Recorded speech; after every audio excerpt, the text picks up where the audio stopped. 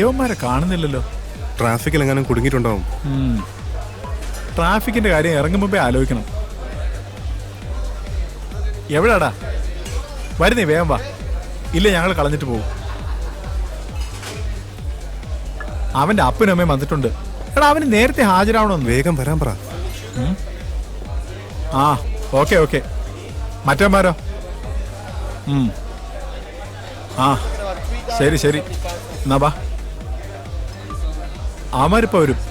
നീ എന്നാ കഴിക്കാത്ത? അയ്യോ, ഫിറ്റായി പോയാലോ. അച്ഛൻ കുഴപ്പമില്ല, അമ്മ പിടിക്കും. ബിയർ അടിച്ചിട്ടാ ഫിറ്റ് ആവാനാ? ഓഫീസിൽ നിന്ന്. ആ, എന്നാ രഞ്ജിത്തെ? ഓഹോ, ആ, അത് നമ്മൾ അയച്ചില്ലായിരുന്നോ? ഒന്ന് ചെക്ക് ചെയ്യ്.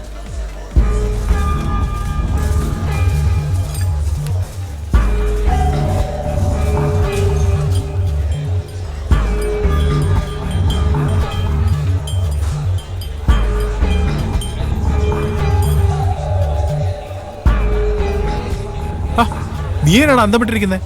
ഇതുവരെ കഴിച്ചില്ലായിരുന്നോ? അത് കണ്ടോ? അതാണ് മേനോൻ സാറിന്റെ വുഡ് പീസ് ആണല്ലോ. ഏത്? ദോ, ആ തിരിഞ്ഞിരിക്കുന്ന കക്ഷി. കറുത്ത ടീഷർട്ടും തൊപ്പി. കൂടെയുള്ളതാരാ? ആ, അതെനിക്കറിയില്ല. ഒന്ന് കാണണമല്ലോ ആ ഭാഗ്യവാനെ. നീ ഒന്ന് ഇൻട്രൊഡ്യൂസ് ചെയ്യ്. അയ്യേ, എനിക്ക് ചമ്മല. എന്നെ ഓർമ്മയുണ്ടോ എന്ന് തന്നെ ആർക്കറിയാം. 1 മിനിറ്റ്. അച്ഛാ,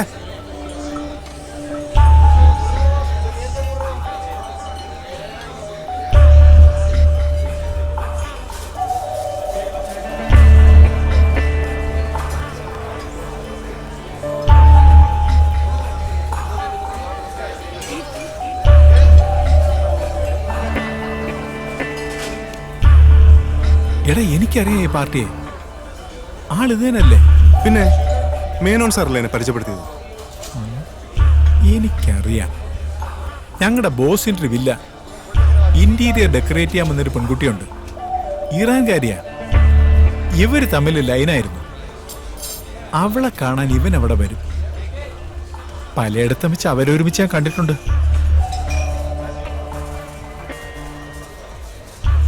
ഇടയ്ക്കാരോ പറഞ്ഞും കേട്ട് ഇവർ ഒരുമിച്ച താമസമെന്ന്. നീ എന്തൊക്കെയാ പറയുന്നത്? കല്യാണം കഴിഞ്ഞോന്ന് വരെ സംശയമുണ്ട്. അതോ ലിവിങ് ടുഗദർ ആണോ? ഏതായാലും ഒരു പെശക് ലൈനാ. അച്ചായ, നിനക്ക് ആള് തെറ്റിയതായിരിക്കും. എനിക്കോ? ആളെ തെറ്റാനോ? എന്നെ പ്രസവം എടുത്ത നേഴ്സിന്റെ മുഖം വരെ ഈ ജോബിന് ഓർമ്മയുണ്ട്.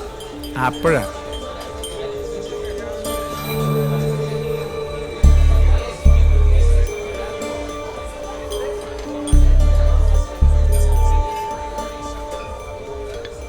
നീ എന്നാടോ ആലോചിക്കുന്നേ? നിന്റെ അനിയത്തിയുടെയും പൂർവ്വ കാമുകിടന്ന് വരണല്ലോ അവൻ. അതല്ല, മേനോൻ സാറും ആ കുട്ടിക്കൊക്കെ ഈ കാര്യമൊക്കെ അറിയോ? അറിയാമായിരിക്കും, ചിലപ്പോ അറിയില്ലായിരിക്കും. പണക്കാരായ മാന്യന്മാരുടെ നാടകമൊന്നും നമുക്ക് മനസ്സിലാവത്തില്ലടാ.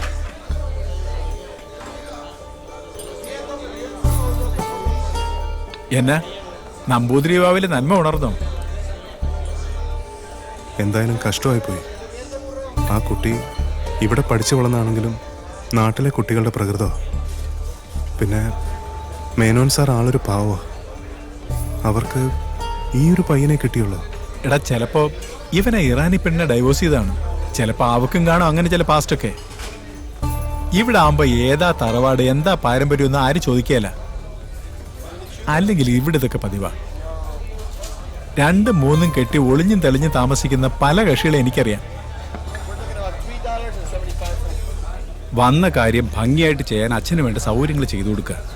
മേനോ സാർ വച്ചു കിട്ടുന്ന ജോലി 2 കൈ നീട്ടി സ്വീകരിക്കുക. ആത്മാർത്ഥമായിട്ട് പണിയെടുക്കുക. പിന്നെ മറ്റൊരു കാര്യവും ഇപ്പം നിന്റെ ചിന്തയിൽ വരാൻ പാടില്ല.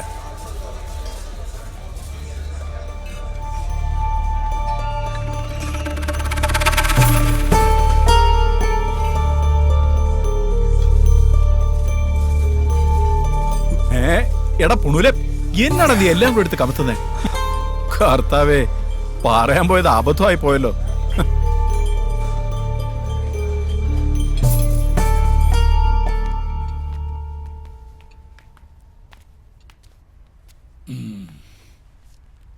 ഞാൻ അന്നേ നിന്റെ അമ്മയോട് പറഞ്ഞതാ. ചോദിച്ചോക്ക്, ഈ വിവാഹത്തിനൊരു ലക്ഷണപ്പശക ഞാൻ കാണുന്നുണ്ട്. എന്നാലും അച്ഛാ, ഞാൻ അറിഞ്ഞ കാര്യങ്ങൾ നമുക്ക് മേനോൻ സാറെ ധരിപ്പിക്കണ്ടേ? ധരിപ്പിച്ചാൽ ആ ഒരൊറ്റ കാര്യം കൊണ്ട് ഈ വിവാഹം നടക്കാതെ വന്നാലോ? ഒരു പെൺകുട്ടി ജീവിതകാലം മുഴുവൻ അനുഭവിക്കുന്നതിനേക്കാൾ ഭേദമല്ലേ അച്ഛാ അത്? കേട്ടറിവല്ലേ നമുക്കുള്ളൂ. അത് 100% സത്യമാണെന്ന് നിനക്ക് ഉറപ്പുണ്ടോ? തന്നെയുമല്ല, മേനോനെ പോലെ നല്ല നിലയും വിലയുള്ള ഒരാള് വേണ്ടതിൽ അന്വേഷിക്കാതെ ആലോചിക്കാതെ ഇങ്ങനൊരു കാര്യത്തിൽ ഇറങ്ങി പുറപ്പെടുവോ? ഇപ്പോഴത്തെ ആൺകുട്ടികളല്ലേ, ചില വികൃതികളൊക്കെ ഉണ്ടാവും. കല്യാണം കഴിയുമ്പോഴേ അതൊക്കെ അങ്ങ് മാറിക്കോളൂ. ദേ, അങ്ങനെ സമാധാനിക്കാനേ നമുക്ക് പറ്റൂ. നല്ലൊരു മനുഷ്യൻ, നല്ലൊരു പെൺകുട്ടി, അവർക്ക് നല്ലത് വരണേ, കേട്ടതൊക്കെ നുണയാവണേ എന്ന് പ്രാർത്ഥിക്കാം.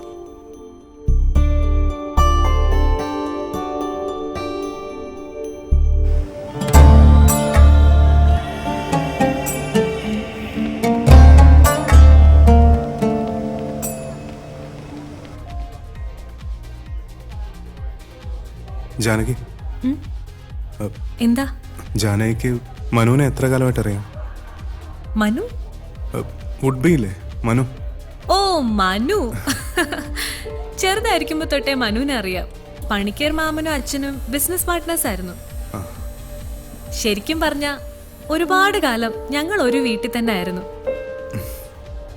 നിങ്ങൾ തമ്മിൽ അറേഞ്ച്ഡ് ആണോ അതോ ലവ് മാരേജ് ആണോ? ഇതെന്താ, ഒരു ഇന്റർവ്യൂ ആണോ? അയ്യോ അല്ല, കല്യാണപ്രായം കഴിഞ്ഞ് നിൽക്കുന്ന ഒരാൾക്ക് ഇതിനെക്കുറിച്ചൊക്കെ അറിയാനുള്ളൊരു ഇൻട്രസ്റ്റ് കൊണ്ടാ. മനുവിനെ ആ രീതിയിലൊന്നും ഞാൻ കണ്ടിട്ടില്ല. ഒരു ഫ്രണ്ട്. സത്യത്തിൽ വീട്ടുകാർ കല്യാണം ഉറപ്പിച്ച പിന്നെയാ ഞാനും വേറൊരു കണ്ണി കൂടെ മനുവിനെ കാണാൻ തുടങ്ങിയത്.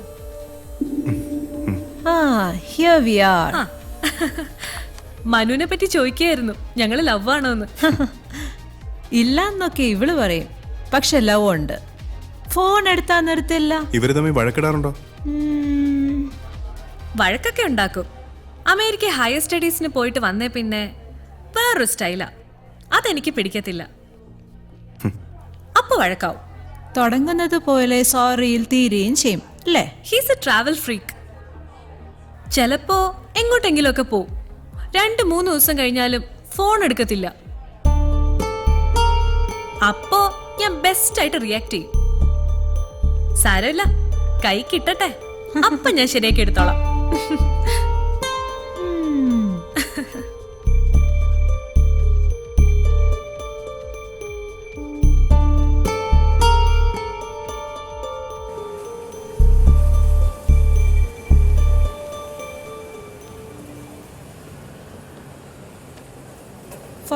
അല്ലേ? അയ്യോ, അത്രയൊന്നും ആയില്ല. വയസ്സല്ല, ഷർട്ടിന്റെ സൈസാ. അതെന്തിനാ? വാങ്ങിക്കാൻ. എനിക്കോ? ഷർട്ടോ? എനിക്ക് ഷർട്ടൊന്നും വേണ്ട. അത് മേനോനങ്ങളോട് പറഞ്ഞാ മതി. ഞാനിപ്പോ വരാം. ഈ കൊച്ചു എന്തൊക്കെയായി പറയുന്നത്? എനിക്ക് ഷർട്ടൊന്നും വേണ്ട. സദ്യ ഒരുക്കാൻ വന്നവർക്ക് വസ്ത്രദാനം ചെയ്യണമെന്ന് അച്ഛൻ പറഞ്ഞു. അങ്ങനെ ഒരു ചടങ്ങുണ്ടത്രേ. അങ്ങനെയാണെങ്കിൽ ബാക്കിയുള്ളവർക്ക് വാങ്ങിച്ചാ പോരെ, എനിക്കെന്തിനാ? ആദ്യം വന്ന ആളല്ലേ, ബാലുവിന് ഇഷ്ടമുള്ള ഡ്രസ്സ് എടുത്തു കൊടുക്കാനാ അച്ഛന്റെ ഓർഡർ.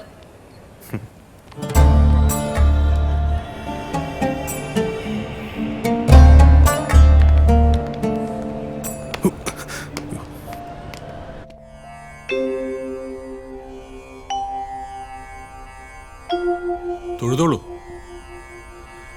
അമ്മേ കാത്തോളേ.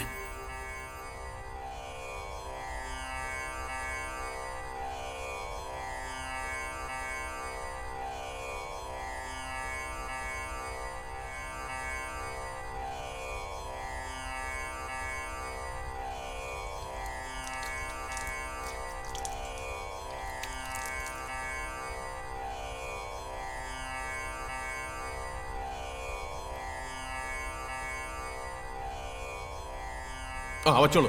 ആയിക്കോട്ടെ ആയിക്കോട്ടെ. കേശവനോടെ കേശവ, സാമ്പാറിന്റെ കൂട്ടൊക്കെ കൂട്ടെടുക്ക്. മോളുടെ ആദ്യത്തെ ദക്ഷിണ തിരുമേനിക്കാണ്.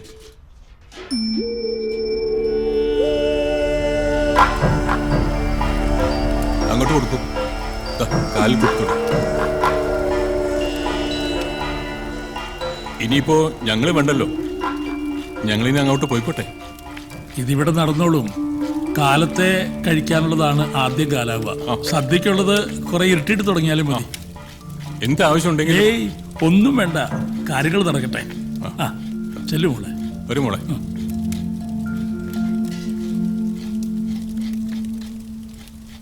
ആ കുട്ടി നമസ്കരിച്ചപ്പോ എൻ്റെ ഉള്ളൊന്ന് പിടച്ചു. എന്തു പറഞ്ഞാ ഞാൻ അനുഗ്രഹിക്കുക?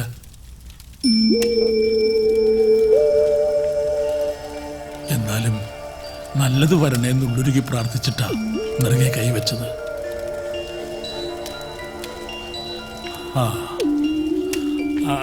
പോയിന്നേരേ.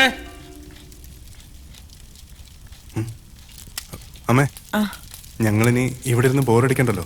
ഞങ്ങളൊന്ന് കറങ്ങിയിട്ട് വരാം. വേഗം വരണം, അച്ഛൻ അന്വേഷിക്കും. ഇവിടെ അടുത്തൊരു സ്ഥലം വരെയാ. ആ